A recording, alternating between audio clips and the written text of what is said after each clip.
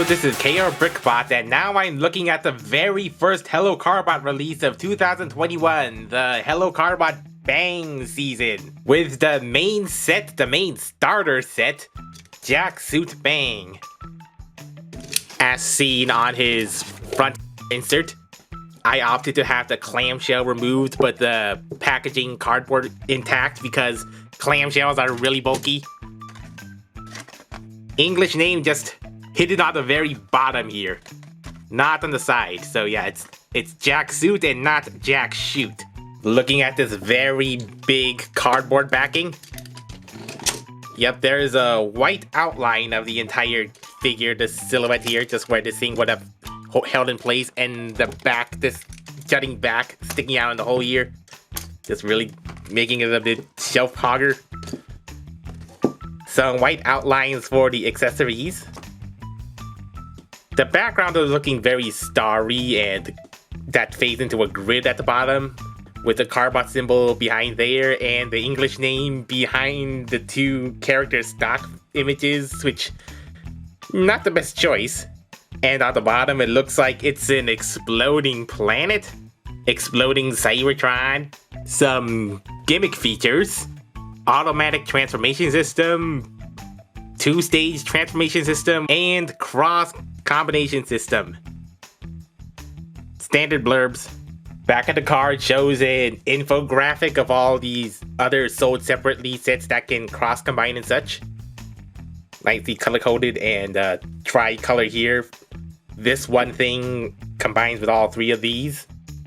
One at a time, not all at once. And those same combination system blurbs. Warning, don't do anything stupid with these magnetic toys, like magnetically linking them with things they're not supposed to be magnetically linked with. Contents and other stuff.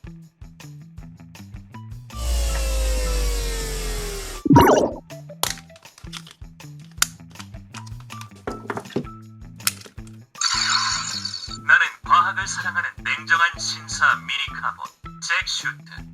모든 일을 분석하고 연구하기를 좋아해. 가끔은 너무 지나쳐서 쉬운 일을 어렵게 한다는 소리도 듣지만 도저히 풀어낼 수 없는 사건도 끈질기게 연구해서 해결하는 능력이 있지. 평소에는 커다란 돋보기로 사건을 조사하지만 돋보기로 빛을 모아 상대를 공격하기도 하고 과학의 힘을 이용해 승리하기도 한다고. 나는 어떤 사건이든 해결하는 명탐정 잭슈트. 자탄, 오늘은 어떤 사건이지 모든 힘을 모아 중력점으로 그래비티 공격! 빛을 모아 언론 렌즈로 초점 공격! 내 사전에 불가능한 사건은 없다. 막히면 돌아가고 그래도 막히면 뚫어서라도 해결한다. 미안, 나는 원래 다른 카봇하고 일을 같이 하는 스타일이 아니라 꼭 말했지만 그렇다고 나만 두고 자기들끼리 밥 먹으러 가다니. Starting off with the core head brains of the entire combiner, Jacksuit, this tiny little police car. Baby blue windows, red sirens, big blue windows, and several vents and notches in there to make this a pretty toyetic car, but nice little car to roll around.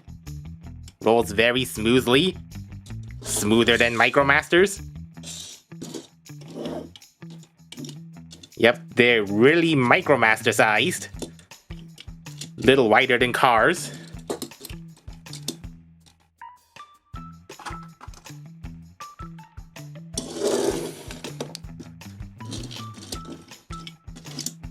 Yeah, so these are fun little cars by themselves. They roll much more smoothly than MicroMasters, because they're on single axis wheels and they don't have to worry about turning into little robots, and they're not on plastic, just really friction plastic clip wings. That's beside the point. They're MicroMaster sized.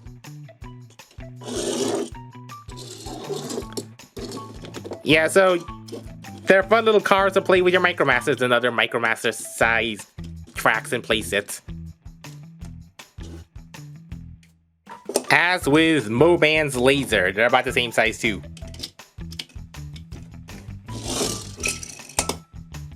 Next up the size ladder is Tau.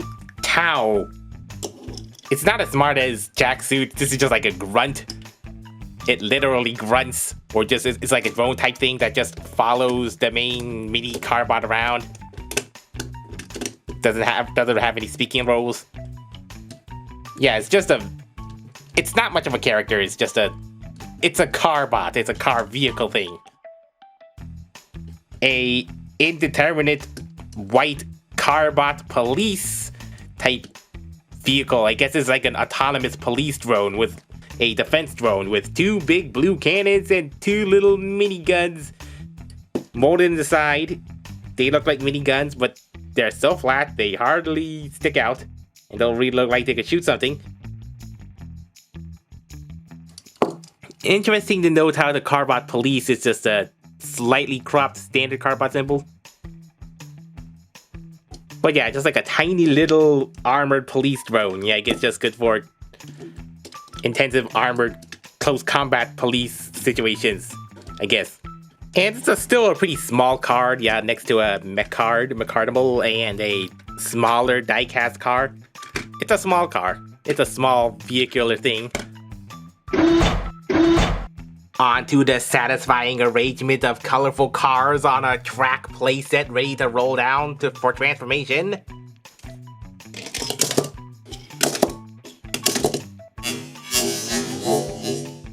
The 2 of them combine into Jacksuit B. It's a police drone robot with extended cannons and an exposed, heightened orange drone eye. Yay. Also, it's in reverse, so it's always driving forward with the Jacksuit just hanging in there backwards. Kind of a funny combination. Yeah, what's the difference between this base car mode and the robot mode, secondary mode? I guess it's just a compact vehicle mode. And this is the surprise back attack mode and extended height mode, so this thing can shoot higher with the spring-loaded limitations. Pew, pew. Pew, pew, pew, pew, pew, pew, pew, pew, pew, pew, pew. Yeah, I guess it's just a fine, it's a pretty one-time enjoyable vehicular thing. It's not explicitly a Transformer style robot. It's just like a little vehicle that just pops up into a secondary attack mode. So it doesn't really seem like a Transformer at first. Also, this really doesn't need the little mini Carbot to transform on its own, since you can just get your finger in there and press these little triggers.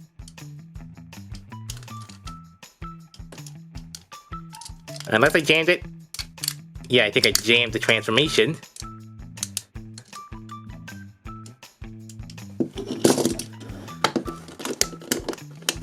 I mean, providing that these triggers aren't jammed, yeah, you could just do it by yourself. This could be its own toy in itself. If this was like a $5, $6 thing, although the individual packs are just like nearly over $10. So yeah, so this is a very premium vehicular pop-up play toy. So if you don't like having the car just exposing its back, I guess suppose you could just flip it around after transforming to coincidentally let the wheels lock in with the size of the vehicle. So now Jacksuit has a little battle trailer. This doesn't work with all the little Bang B Carbots, so keep in mind. But there's a little play feature if you want that, if you want to do this and not this. But this is not all it does. And the biggest bot of the bunch is Future Bus. This thing has no sentience at all. It's just a drone and only appears when they need to combine. So yeah, the bigger it is, the gruntier it is. I guess you can say this is a bus that looks like it's from the future. It has those very big windows, those big angular and curved windows, and lots of future-y slopes and panel cut lines. It's also a 6-wheeler bus. What kind of a bus is a 6-wheeler? white painted stripe, a little bit of overshot there. And really no signs of rear passenger mirrors, but yeah, this is not supposed to be a realistic bus, this is a future bus. Some big green headlights and the big silver spring that also doubles as the grille, so... yeah, you can imagine this rustable spring is the grille. And a big honkin' hollow back because of combination. Yeah, it looks like a bus. It looks like a bus that's from the future. What does it scale with? Well, really, I think it could scale with any of these three presented car scales. I mean, I guess it could be the typical mini car scale if we have a little mini car and a bigger machine thing, or this could be just like a small wide car thing, or this could be a smaller than a standard model car. So I guess it really doesn't matter what scale you put it in, although since the main scale would be the Chug Generations, I suppose you could just throw it in there. This could be like a small little scout vehicle, so the scale really doesn't matter. The point is, it's smaller than the typical large Carbot scale. This is one of those backwards facing combinations.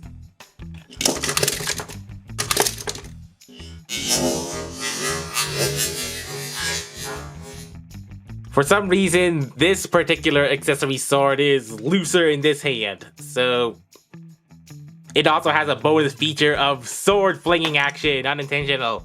So how this functionally works is as the B vehicle magnetically locks in on the top, it actually lifts it a little upward as it rises into the latch, which hits the triggers on the front here. As you can see here, it lifts up, which in turn unlatches the back panels, which crash onto the back here. And as that happens, these entire sides swing out to the side and they latch into the little clips here, automatically or manually. But I guess with enough force, they do automatically lock in. And as that all goes forward, the super strong secured springs lift the entire back armature, which those double wheel armatures. And as the entire front of the bus basically collapses on the back, it just slams on the back, making a very big wide support so that this thing doesn't topple over while transforming. And there you have a Jacksuit, or any other Carbot Bang. So all three of them spring up into Jacksuit Bang. Now Future Bus turns into a suit, Jacksuit, a Jacksuit for Jacksuit, which lifts the entire secondary vehicle upward, and the mini vehicle, the mini Carbot, has its back flopped down to reveal the robot head. Yeah, so in the individual car mode, that does hold pretty well until the magnetics lift down the bumper, which unlatches the front. So it's a little headmaster thing.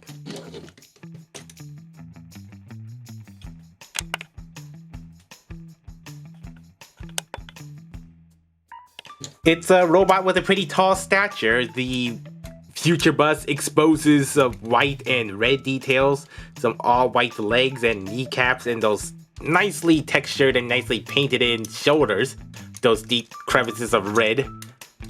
And his black hands with these swords, these held in swords. It's a shame they just flop about and slashing, trying to slash with a sword. The hinge is facing the wrong way, so if you want to actually solidly hold on to something, you have to put it in the reverse. I guess I wish there was a spring or a little plastic nub lock in here so at least these swords could stay intact as swords, but they're just floppy swords.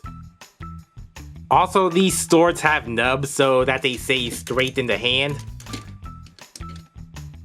No twisting there, which means this Bang Carbot can hold other 5mm weapons, but other perfectly round transformer holes can't really hold the swords. Not that they would really want to, these inferior weapons, these functionally inferior weapons, but fictionally they could be pretty strong. Apart from the overhanging support back strut, I guess I like how the other bus panel just basically collapse up in itself, revealing some nice door-shaped hexagonal bits, although they're unpainted. And this panel snaps in the back. It doesn't snap in, unlike the sides, but the springs hold it in well enough. And the elbows. For the head sculpt, of course it's a faceplate, but it's an elongated faceplate. Doesn't look so extruded chinny, but yeah, it does give him a long face, a narrow face, and some fish fin cheekbones, and a red, vaguely U-V-shaped crest painted on there, nicely painted on there, and another ridge there. Yeah, it's a bit more organically smooth type of face with unpainted eyes. But yeah, there's another unique robot face. If you want to use these cannons for something, you're just gonna have to collapse it in a bit and then just tilt them forward a bit for a sky-high blast, and they automatically spring out. No intentional extra hinges or locking or anything. Unless he flies straight forward and then the lasers go pew-pew while his chest goes flopping. You can expect the articulation to be limited because of everything else has to go to the springs. Full shoulders at some pretty tight ratchets. Now they're not ratchets, they seem like mushroom pegs. No ratchets, but they're pretty tight and frictioned. And they also have stoppers at 90, so they don't go full 360. That's fine. Also, depending on which type of B Carbot is equipped, I guess, yeah, they can clash in with the back cable, but at least they're spring-loaded, so they snap in back into place. And the elbow is at a little more than 90, and yeah, that's it. And a little bit of shoulder spread. Maybe if I get in there, I can modify that a bit. But otherwise, 1, 2, 3, and maybe a spring-loaded butterfly joint. Yep, just the arm articulation like G1 Brick toys. The only articulation you need for these kind of super gimmicky toys. Now that I see the stoppers, it's time to get snipping. Well, he can move it all the way outwards, but the square shoulders don't make it really easy to force it back in. You're just gonna have to unscrew it and re-screw it to put it back in. So yeah, that shoulder modification is a no-go for now. At least you can do this. It's a relatively big bot. Double leader sized. But it fits with a Chug scale collection, although it'd probably be more with a Cyberverse, or I think if it was actually scaled with a Legends, it was like actually a big robot, I think that would be a little too much. Yeah, so this works. Even though it might be slightly bigger than what's here, but this works. You could be an adult collector geezer and say, pass, this thing is not for me. This thing has no articulation and has very little value to me. But I guess I've kind of grown to liking these auto-transforming things just for the sheer fun of auto-transforming stuff. Yeah, I know, I mean, I think Moban is the best mix of, you know, the manual and automatic, but yeah, but I guess even these things, this thing automatically freaking up.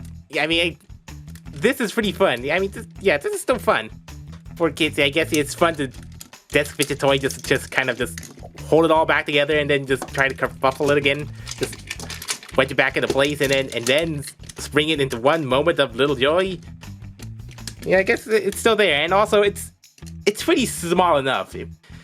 I mean, when auto-transforming toys get too big, I guess it kind of devalues it, I guess, in some eyes, because if it's something this big is going to transform and it doesn't really have any much articulation, I mean, guess what's the point, I guess I'm asking, but I think if it's smaller, I guess it's a little more, I guess it's okay. I guess it's okay to have smaller auto-transforming toys. This is not a Crash Combiner. This is better than a Crash Combiner.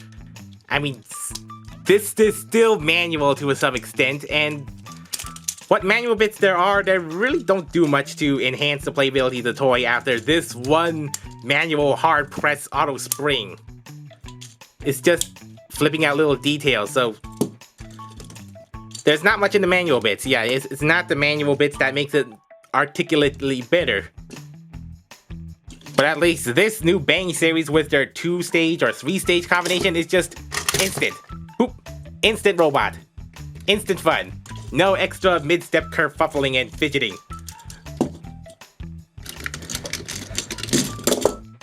But of course the asking price is pretty high, especially when he initially sold out and got really jacked up, but was quickly restocked and reissued. I guess they can do that quickly because they only catering to one country and a few other Asian countries and doesn't have to internationally distribute around the world and really stretch out the distribution thin and illogically. But with premium plastic at a premium price plus shipping, this is really only for the locals. Or big fans who are really just want to import this thing just to show you other folks what sort of more crazy things helloCarbot comes out with as the years go by. And on top of that, this is a starter set. One set has all 3 components you need for a starter play. The big central component, the mid-central B component, and the little mini Carbot component. You're only getting this big car in the main starter set, while the other 2 little cars can be exchanged for some other expansion packs, so stay tuned to see those expansion packs.